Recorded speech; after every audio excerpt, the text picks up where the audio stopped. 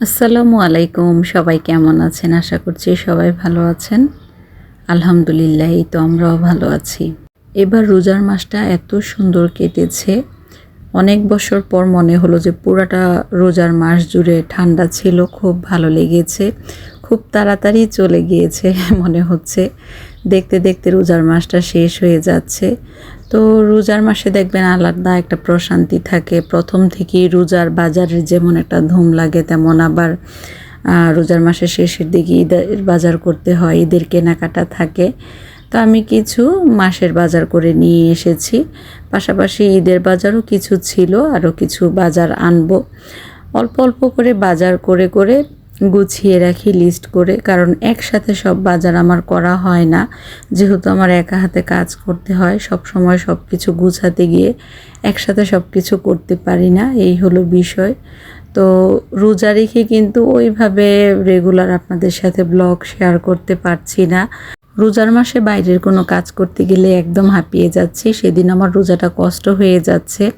এবছর তো আমার সাথে এমনই হচ্ছে, কিন্তু সারাদিন যখন ঘরের ভিতর থাকি, নামাজ পড়ছি, ঘরের কাজ করছি, তখন একদমই ক্লান্ত লাগে না আর কি। বাসার যেহেতু এখনও পর্যন্ত কাজ চলছে, তো বাসা কিন্তু প্রপার ওইভাবে গুছাতে পারছি না। উপরের কাজ চলছে, আজকে রান্নাঘর পুরোটা পানি দিয়ে ভেসে গিয়েছে, এমন একটা অবস্থা আর কি। তো আমি যেহেতু নর্মাল সিম্পল বোর্ড লাগিয়েছি, সেই কারণে সাথে সাথে আমার মুছে দিতে হয়। তো এই সব কিছু সরিয়ে আবার সুন্দরভাবে ধুয়ে মুছে তারপর রান্নাঘরে আসতে হয়েছে কাজ করার জন্য। এই কারণে অনেকটা লেট হয়ে গিয়েছিল ইফতারি তৈরি করতে। ইফতারে একটু চিকেন আর ভেজিটেবল দিয়ে নুডলস রান্না করছি, আর একটু বড়া ভেজে নিচ্ছি। দই বড়া তৈরি করব। বাজারে যেহেতু গিয়েছিলাম, টক দই নিয়ে এসেছি। টক দই দিয়ে দই বড়াটা কিন্তু বেশ ভালো লাগে। তবে আজকে দই বড়ায় আমার অনেক বড় একটা ভুল হয়ে গিয়েছে। অনেক দিন পর পর যে রেসিপিগুলো করা হয়, দেখবেন যে হুটহাট অনেক কিছু মনে থাকে না। যেমন দই বড়াটা আমি এত ঝামেলা না করে সিম্পল বেসনের বড়া তৈরি করে জাস্ট দই দিয়ে দিলে কিন্তু খুব সুন্দর নরম বড়া তৈরি হয়ে যেত। আমি এটাতে বিভিন্ন ধরনের ডাল দিতে গিয়ে বড়াটা কেমন একটু সফটটা কম হয়েছে আর কি। তারপরেও খেতে ভালোই লেগেছে। রোজার মাসে একটু দই বড়া, ফালুদা, তাছাড়া দই চিড়া এগুলো খেতে আমার কাছে ভালো লাগে। একটু পেটটাকে ঠান্ডা রাখবে, এ জাতীয় খাবার খেতে ভালো লাগে ভাজা পোড়া খাবারের থেকে বেশি। তবে বাচ্চারা যেহেতু ঘরে আছে, সেই কারণে বিভিন্ন ধরনের নাস্তার আইটেম তো করতেই হয়। এবার তো তেমন করে আপনাদের সাথে ভিডিও শেয়ারই করিনি। সারাদিন রোজা রেখে চেষ্টা করেছি যেন নামাজটা রেগুলার করা যায়, একটু ইবাদতটা বেশি করা যায় আর কি। সেই কারণে অন্যান্য দিকে মনোযোগটা কম দিয়েছি। ঘরের কাজকর্ম খুব বেশি যে করেছি এমন না, যখন যেটা পেরেছি করেছি, কিন্তু রোজা নামাজ এগুলো ঠিক রাখার চেষ্টা করেছি আর কি। তো এখানে একটু সবজি রান্না করছি, একটু ঢেঁড়স ভাজি করব। আমার শ্বশুরবাড়ির এদিকে দেখতাম যে ঢেঁড়স ভাজিতে আলু দেয়, আমাদের এদিকে দেয় না। তো আমার কাছে কিন্তু ভালোই লাগে। তো আলু দিয়ে পেঁয়াজটাকে প্রথমে ভালোভাবে ভেজে নিয়েছি, তারপর সামান্য পরিমাণে একটু হলুদের গুঁড়া, জিরার গুঁড়া দিয়ে আলুটাকে আবার একটু ভেজে তারপর ঢেঁড়সটা দিব। ঢেঁড়সটা আলুটা সিদ্ধ হওয়ার পর দিব, তাহলে সবুজ সবুজ নামানো যাবে আর কি।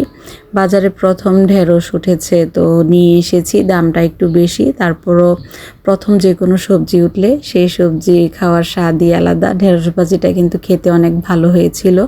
নামানোর আগে জাস্ট একটু কাঁচামরিচ, ধনিয়া পাতা দিয়ে নামিয়ে নেবেন। ধনিয়া পাতার সুন্দর একটা ফ্লেভার আসে, তাছাড়া জিরার একটা ফ্লেভার আসে। এভাবে ঢেঁড়স ভাজি খেতে বেশ ভালো লাগে। বাসায় একবার ট্রাই করে দেখতে পারেন, আশা করছি যে ভালো লাগবে। রোজার মাসে বেশিরভাগ ক্ষেত্রে দেখা যায় যে মাংস, ভাজা পোড়া এগুলোই খাওয়া হয়। তো মাঝে মধ্যে একটু সবজিটাও রাখার চেষ্টা করি, নয়তো বা পেট ভার হয়ে যায়। আমার কাছে তো তেমন একটা ভালো লাগে না। আর যদি ইফতারিতে ভাজা পোড়া খাওয়া হয়, সেদিন কোনোভাবেই ভাত খেতে পারি না, এমন একটা অবস্থা আর কি। তো মাঝে মধ্যে ইফতারে ভাতও আমরা খাচ্ছি, মাঝে মধ্যে ভাজা পোড়া করছি, এভাবেই আর কি। আর এখানে একটু কলা তরকারি রান্না করেছি। মেয়েরা বলছে যে মাছ দিলে একদমই খাবে না, চিংড়ি মাছ ছাড়া খেতে চাচ্ছেন আর কি কলা তরকারিটা। তো আমি এখানে ডিম দিয়ে কলা তরকারিটা রান্না করেছি, এটাও খেতে বেশ ভালো হয়েছে। তো আজকে কিন্তু শবে কদরের রাত ছিল, তো সেই কারণে বিছানার চাদরটা চেঞ্জ করে দিয়েছি। ঘরের ভিডিওগুলো ওইভাবে শেয়ার করতে পারছি না, কারণ ঘরটা প্রপার ওইভাবে গুছানোই হচ্ছে না। তারপরও চেষ্টা করেছি ঘরে এমন একটা পরিবেশ রাখার জন্য, শবে কদরের রাতে যে একটা আলাদা শান্তি লাগে না মনের মধ্যে, সেই শান্তিটা যেন খুঁজে পাই আর কি। আর শবে কদরের রাতে দেখবেন ওইভাবে আর ঘুম হয় না, তো ভোরের দিকে একটু নুডলস রান্না করে নিচ্ছিলাম, এটাই সেহরিতে খাবো। আজকের মতো এই পর্যন্তই, সবাই ভালো থাকবেন।